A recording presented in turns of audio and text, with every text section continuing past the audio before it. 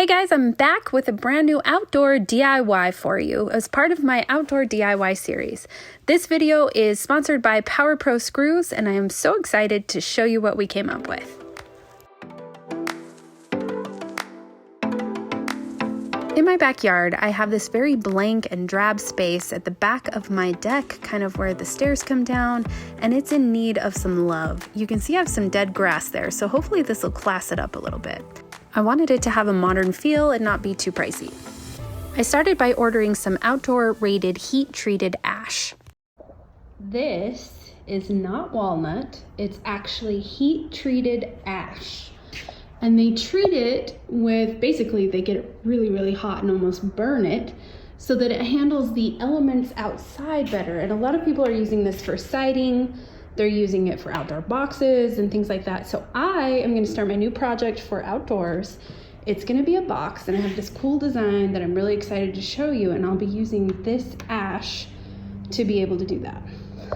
So I measured outdoors, and I wanted this box to be about 6 feet long. So I went ahead and cut down my ash to 6 feet in length. For the front panels, I did 3 of them. They're each about 7 inches or so wide. So I'm going to end up with a box that's about 21 inches tall. I did make a bit of a mistake, and I didn't order enough ash for the back panel. So I'll just be building the 3 sides and then using fence slats for the back.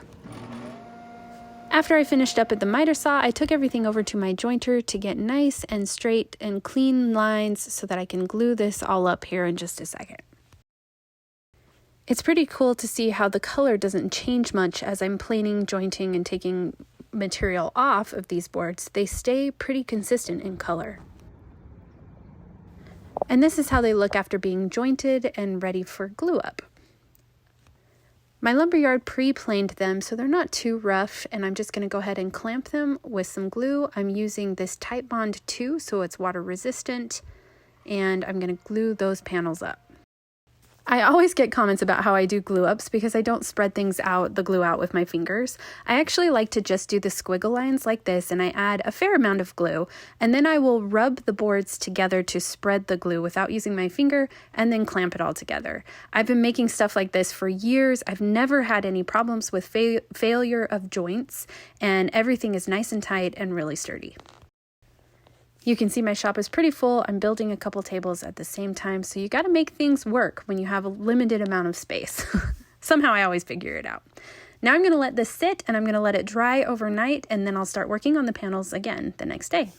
Once everything was cured and the front panel was all pulled out of clamps, it was time to start on the side panels. I'm making these about 18 inches long, so they'll be about 1.5 feet deep once the box is assembled.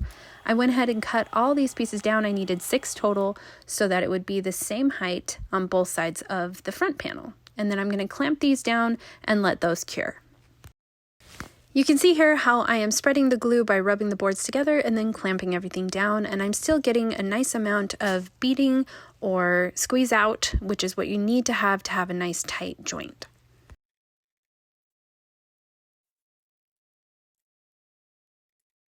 I let those cure overnight and then took them out of clamps, and it's time to assemble the box. I did use a chisel to scrape off all the extra glue beading that was on the front of this panel. It works like a charm. I'm using some pony clamps, they're corner clamps, to get this set up at a 90-degree angle, and then I'm using a spider bit to go ahead and pre-drill for the screws. This is a very brittle wood, so I didn't want to chance just using the Power Pro screws without pre-drilling, even though a lot of times with normal wood, you can just go ahead and go at it with the Power Pro screws. They are self-drilling. I just didn't want any splintering with this very brittle outdoor wood. I should mention that I'm using the 2-inch outdoor exterior wood screws.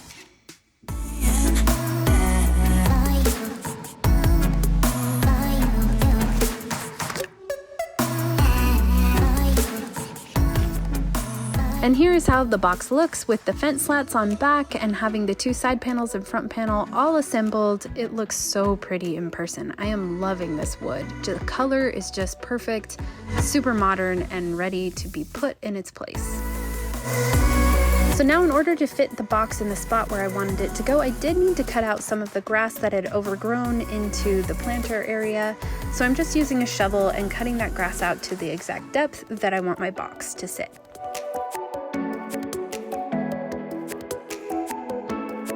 Then I grabbed my assistant to help me carry the box to the back and level it out. We are on a lot of slope in this yard, so it took some doing to get this leveled out, but now it looks perfect.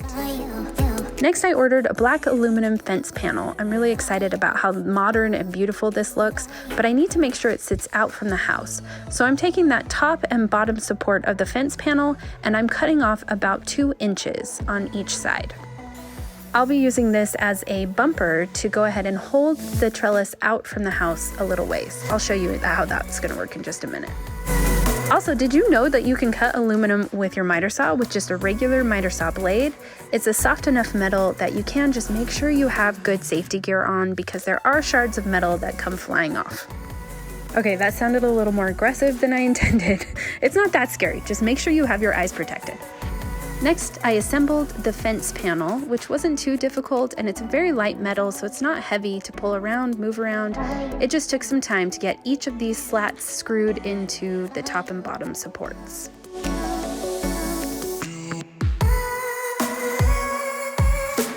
Once this was done, it was about time to take it outside, and you'll be seeing that I'm taking this fence panel, and instead of having each one of these slats be vertical, I'm turning the fence panel on its side so that each of these slats are horizontal, so that the plants have something to hang on to as they grow up, and it has that nice modern look.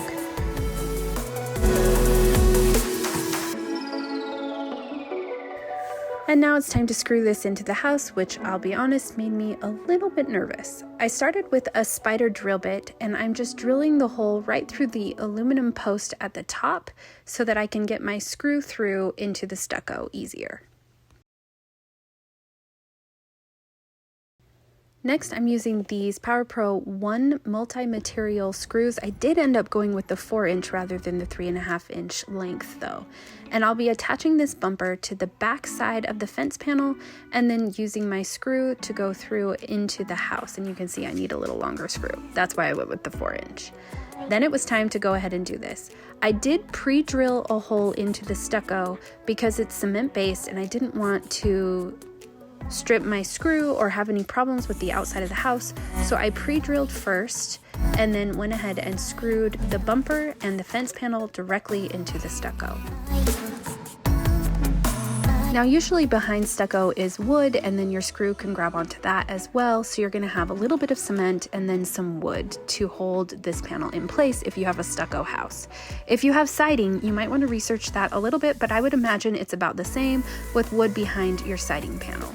So you could probably pre-drill through the siding and then take your screw right in. As long as it locks into that wood that's behind the panel, it should be sturdy enough.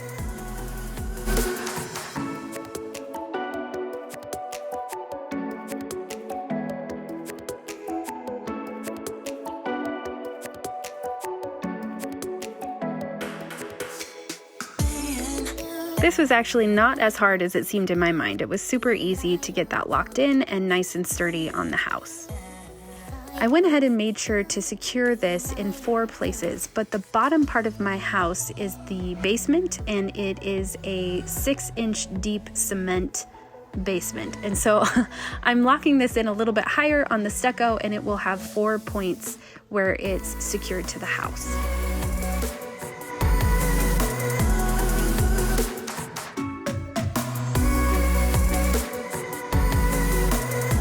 Next, we're sitting on a crap ton of rocks in our lot here that's unfinished, so we grabbed a whole bunch of rocks and put them in the bottom of the box for drainage and so that I didn't need to use quite as much soil to fill this big box.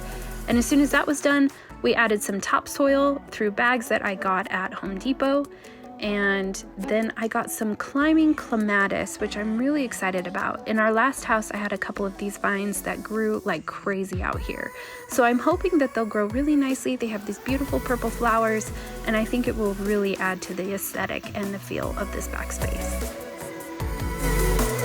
And that's it. Just like that, this project is complete. I am loving how it looks. It's going to take this clematis a little time to grow to the top, but I think it turned out so beautifully. Don't forget to like and subscribe if you like content like this. I have a big outdoor series that's coming in the next few months. We're doing a lot of things to this outdoor space in our yard, and I'm hoping you'll want to follow along and see what we come up with. There's some fun big projects up ahead. Thanks for tuning in, and until next time, see you later.